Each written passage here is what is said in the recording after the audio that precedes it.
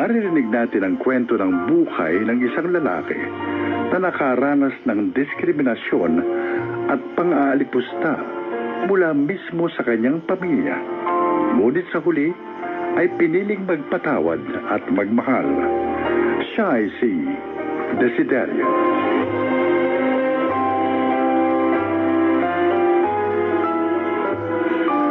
Sa panahon natin ngayon, kapag kakaiba ka, parang ang tingin sa'yo ng iba, may mali sa'yo. Para bang kailangan palagi kang nakasasabay sa ikot ng mundo. Yun marahil ang rason kung bakit maging ang sarili kong pamilya ay hindi ako maunawaan. At minsan, pakiramdam ko, hindi nila ako tanggap bilang ako.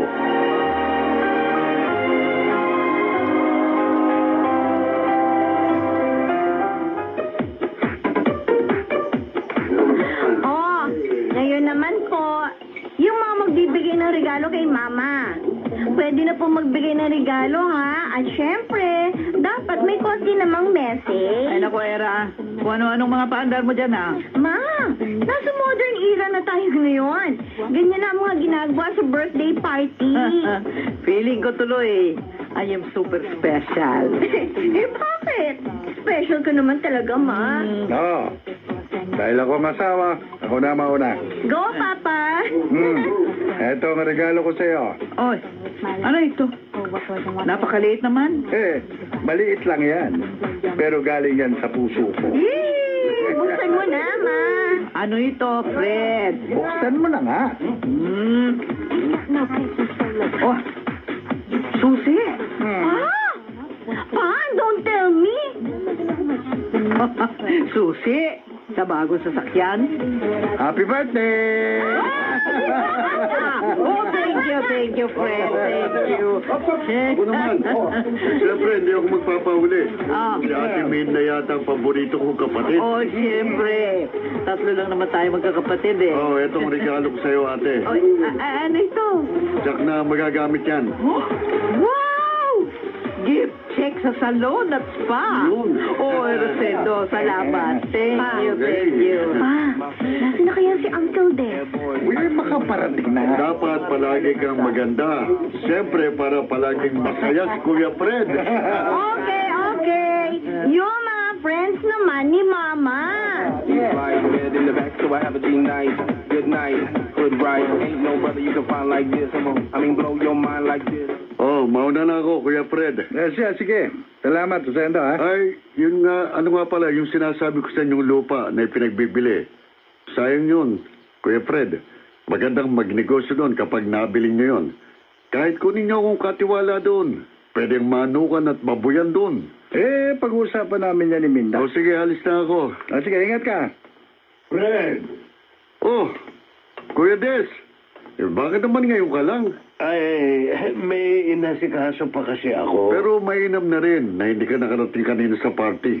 Kasi, baka kung mapagsabihan ka na naman ni Minda dyan sa suot mo. Oh. Wala ka na ba maayos-ayos na damit yan? Para ka lang pupunta sa palayan, ah. O sige, mauna na ako. Kuya Des. Pasensya na kayo. May pumunta kasi sa bahay kanina. Hindi ko mapaalis.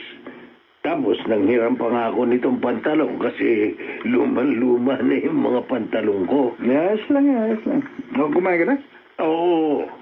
Si Minda. Nakakatulog na. Napagod eh. Sayang. Ay, bigay mo na lang to sa kanya. Ito ang regalo ko. Ano itong nasa sako mo ito? Kamote.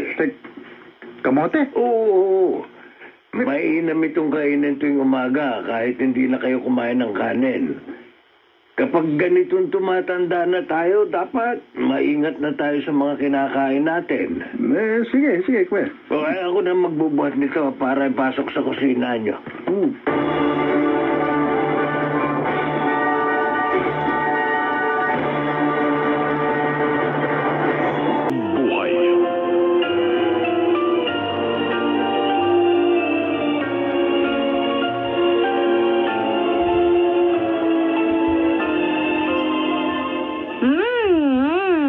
sarap nitong kamote, ah. Tamis? Ma, ayaw mo nito? Ay, nako, Era. Nung mga bata kami, dyan na kami nabuhay sa kamote na yan. Masarap nga, oh. Yung si Kuya Desiderio talaga, oo. Buti na lang pala, hindi siya umabot sa party. Ay, nakakahiya sa mga bisita ko. Ano regalo niya sa akin? Isang sakong kamote. Alam niya naman si Uncle. Simpleng tao lang yun. Uy, Juan, nakakahiya siya. Linda! Fred! Sino yan? Speaking of Uncle, Uncle Des, pasok po. Ay, Hera! Magandang umaga. Ah, Minda, bakit ang aga-aga na parito ka? may inihatid akong mga nyog dyan sa kabilang bahay. Oh. Bumili sa akin. Kaya naisipan kong dumaan dito. Ano ba yan? Ang baho-baho mo? Ay, naku, pasensya na ha. Dala ko kasi yung pedicab ko, kaya pawis na pawis ako. Ay, sige, mauna na ako. Dumaan lang talaga ako rito sa inyo. Hindi man lang kita nabati ng happy birthday nung isang araw. Dumaan ako rito, kaso tulog ka na raw. Ay, sige na. Okay na, kuya. Ang sarap ng kamote, Uncle. Salamat po. Ako, kung gusto mo pa, magsabi ka lang. Meron pa doon. Opo. Ay, siya nga pala. Eto, Ay, ano po ito? baon mo. Ay, Pagpasensyahan mo na yan, ha? Mauna na ako. salamat po. Yeah. Ang cute talaga ni Uncle. O ano yung iniabot niya sa'yo? 50 pesos, ma. 50 pesos? Opo. O anong mabibili mo dyan? Anong akala niya? Batang paslit ka pa? Kulang ang pamasahe mo yan eh. Naman. Ito lang naman ang kaya ni Uncle eh. Buti nga naisip niya pang abutan ako kahit ganito lang kaliit na halaga. Si Uncle Rosendo nga, ni minsan hindi ako nabigyan kahit piso. Buti pa si Uncle Des. Mula noon, tuwing nakikita ako, may binibigay sa akin kahit 5 pesos, 10 pesos, yun. Ganun siya ka-thoughtful na tao, ma.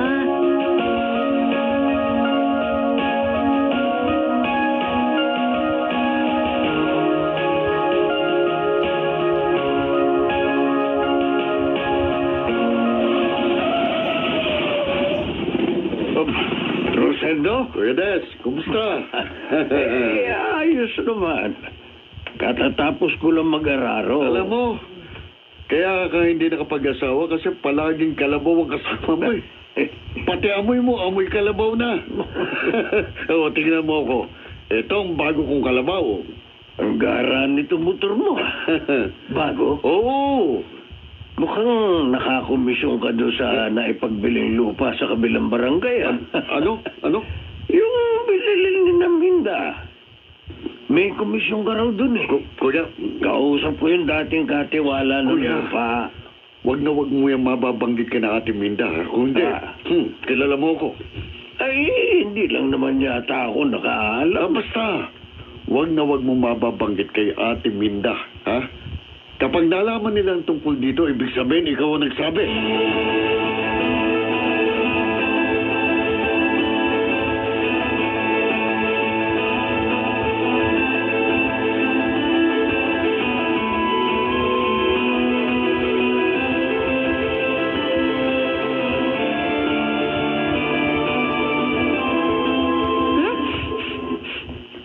Ano yung naamoy ko?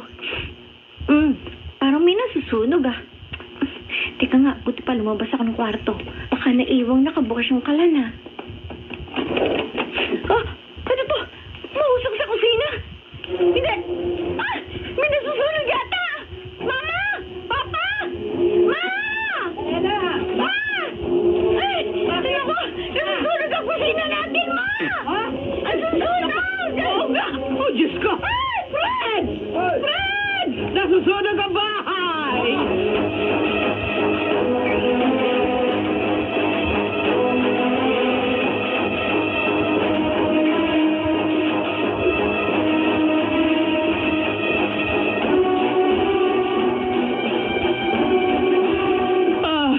Wala man lang tayong naisalbang mga gamit natin. Nasunog ang buong bahay. Nasunog ang lahat ng ipinundar natin, Matt. Wala na tayong bahay. Dito muna kayo. May asikasuhin lang ako. Baka sakaling makatulong. Huwag tayong mawalan ng pag-asa. Makakabamang tayong muli.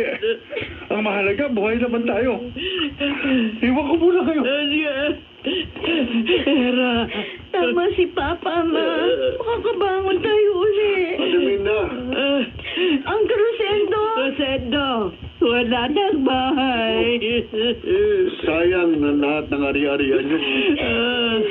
Hindi mo rin talaga masabi ang buhay, ano? Minsan talaga nasa itaas ka. Minsan naman, ikaw ang nasa ibaba. Uncle! Oh, teka. Titignan ko doon sa bahay nyo. Baka kung may makuha pa tayong maaaring mapakinabangan, dadaling ko sa junk shop.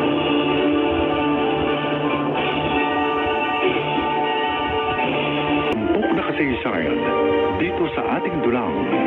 Ito ang aking buhay. Sigurado ka na ba sa desisyon mo? Oo. Eh, kapag ipagbili ko itong kalabaw mo, wala ka na magagamit sa pagsasaka. Manghihiram muna ako ng kalabaw kay kumparing Badong. O kaya naman, aarginahin ko. Wala, ikaw ang bahala. Mahal na mahal mo talaga ang mga kapatid mo, ano? Siyempre, sila lang ang pamilya ko. Naalala ko nga, nung naaresto si Rosendo dahil sa pambubugbog, ba ikaw din ang nagpiyasa sa kanya. Kahit ikaw ang walang-wala sa inyong tatlo. Yun lang ang kaya kong gawin para sa kanila. Ay, sana naman dumating ang panahon na makita nila ang kabutihan mo. Madalas ang pagiging kakaiba mo lang sa kanila ang palagi nilang napupuna. Oo, ayos lang. Ang mahalaga, kailangan man nila ako o hindi, naririto ako palagi para sa kanila. Sapat na yun sa akin.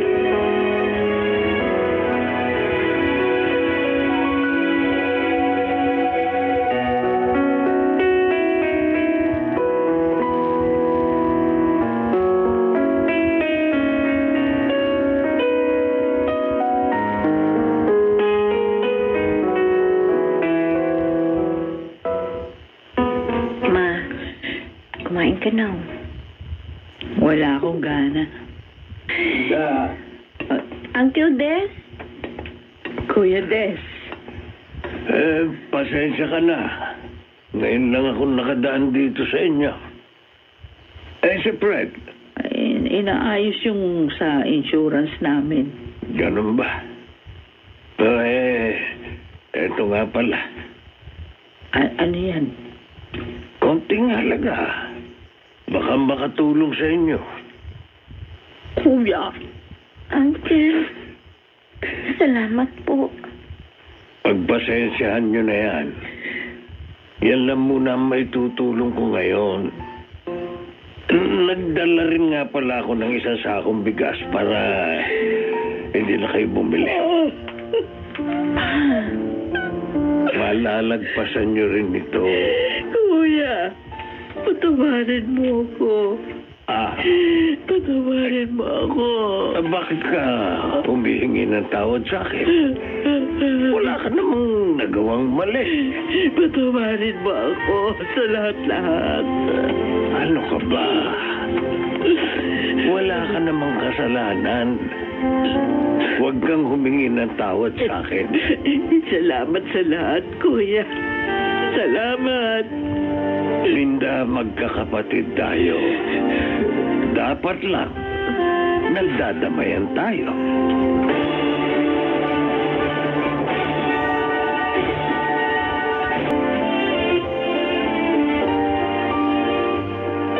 Ang magkakapatid, kahit magkakadugo, hindi pa rin magkakapareho.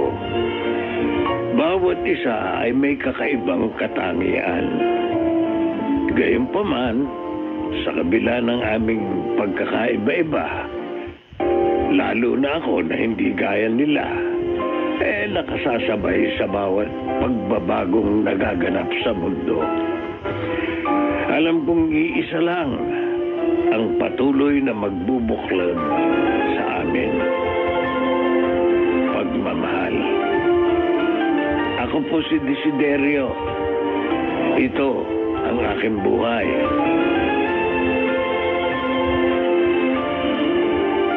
Naway ang ating pagkakaiba-iba ay hindi maging dahilan ng ating pagkakawatak-watak, kundi maging daan para higit na magkaisa bilang isang pamilya.